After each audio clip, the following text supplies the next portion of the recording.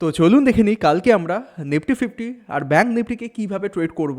সাথে আজকে নিফটির এক্সপায়ারি ছিল, এক্সপায়ারি কেমন গেল, কোন লেভেলের কথা কালকে আমরা বলেছিলাম, কেমনভাবে আমরা ট্রেড করলাম, চলুন সেগুলো একটু দেখে নিই।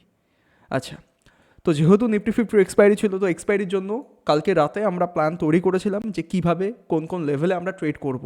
তো সেই প্ল্যান মাফিক 25,900 লেভেল কিন্তু আমার কাছে ইম্পর্ট্যান্ট ছিল, মনে আছে? তো কী হলো বা কী বলেছিলাম আমরা, যে 25,900 থেকে যদি প্রাইস দেখি ভালোভাবে ডাব্লু প্যাটার্ন তৈরি করছে তাহলে আমরা বাই করতে যাব। আর সাথে যদি দেখি 25,900 লেভেলকে ভালো একটা বিয়ারিশ প্রাইস অ্যাকশান দেখিয়ে লোয়ার হাই লোয়ার লো তৈরি করে যদি লেভেলটাকে ব্রেকডাউন করে তাহলে আমরা সেল করতে যাব। মধ্য কথা, যা ট্রেড করবো আমরা 25,900-র কাছাকাছি এসেই ট্রেড নেব। ক্লিয়ার? তো অ্যাজ পার প্ল্যান আমরা কি দেখলাম, যদি 5 মিনিট টাইম ফ্রেমে যাই একদম সুন্দরভাবে বুঝতে পারবেন যে 25,900-র কাছাকাছি এসে প্রাইস অ্যাকশান কিন্তু বিয়ারিশ করে দিয়েছে। দেখুন, প্রাইস প্রথমে ফল করলো, আমাদের লেভেলে সাপোর্ট নিল, একটু উপরে গেল, দেন দুম করে একটা বড় ক্যান্ডেল দিয়ে কিন্তু বিয়ারিশ প্রাইস অ্যাকশান তৈরি করে দিল, একদম ক্লিয়ার কাট প্রাইস অ্যাকশান, তাই না?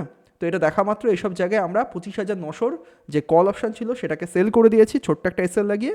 দেন দিনের শেষে কী দেখলাম, যে মার্কেট কিন্তু কন্টিনিউ কিন্তু সাইডওয়েজ হয়েছিল, সাইডওয়েজ একদম।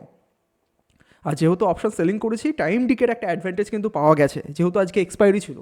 এক্সপায়ারির দিনে যদি আপনি অপশান সেলিং করেন, যদি আপনার ফেভারে সেটা চলতে থাকে, তাহলে দেখবেন আপনি যেই লেভেলে ধরুন সেল করেছেন সেই লেভেলে যদি মার্কেট ঘুরেও এসে যায়, তবু টাইম ডিকের জন্য সময় যে অনেকটা চলে গেছে তার জন্য কিন্তু প্রিমিয়াম আর বাড়ে না সহজে খুব একটা। তো প্রিমিয়াম আপনার আয়ত্তের মধ্যে থাকে, দেখা যায় স্টপ লস হিটও হয় না।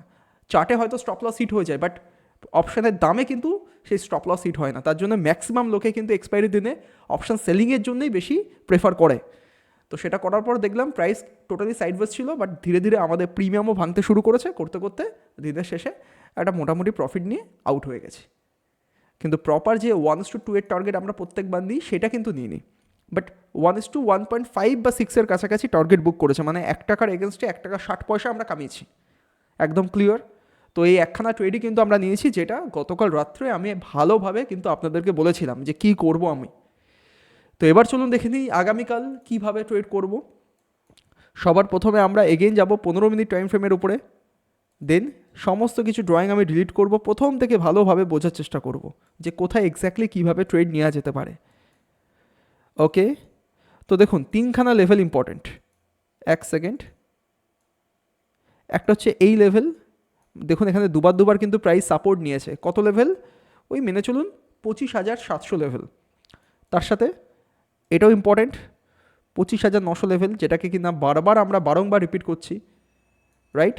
আর এরপর কিন্তু এই হাইটা, যেটা আগের দিনও আমি বলেছিলাম। তো এই 3খানা লেভেল আমরা পেয়ে গেলাম।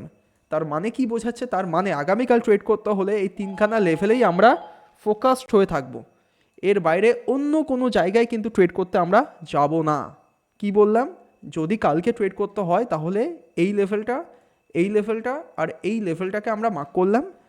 এই লেভেলে যদি প্রাইস কখনো কোনোভাবে আসে, সে ফ্ল্যাট হোক, গ্যাপ আপ হোক, গ্যাপ ডাউন হোক, যাই ওপেন হোক না কেন, যদি এর কাছাকাছি আসে, আসার পর এখানে প্রাইস অ্যাকশন ভালোভাবে বোঝার চেষ্টা করব যে এখান থেকে রেজিস্ট্যান্স পাচ্ছে নাকি ব্রেকআউট করছে বা ব্রেকডাউন করছে, প্রাইস অ্যাকশন কেমন তৈরি করছে, সব কিছু বুঝে আমরা সেইভাবে কিন্তু ট্রেড প্ল্যান করতে পারি।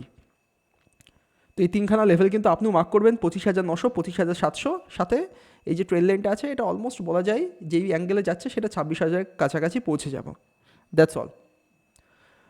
অলরাইট, তো এবার চলুন দেখে নিই ব্যাঙ্ক নিফটিকে কীভাবে আমরা ট্রেড করব।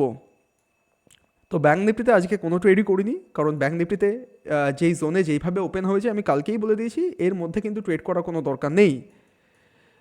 তো এই ট্রেন্ড লাইনটাকে প্রথমে আমরা ডিলিট করে দেবো। উপরের দিকে যে 59,532 লেভেল রেজিস্ট্যান্স টেনে রেখেছি সেটা থাকবে ইনট্যাক্ট। এরপর কিন্তু এই সাপোর্টটাকে আমরা মার্ক করব। 1 সেকেন্ড। হ্যাঁ, তো সাপোর্টটা আমরা পেয়ে গেলাম। 1 সেকেন্ড।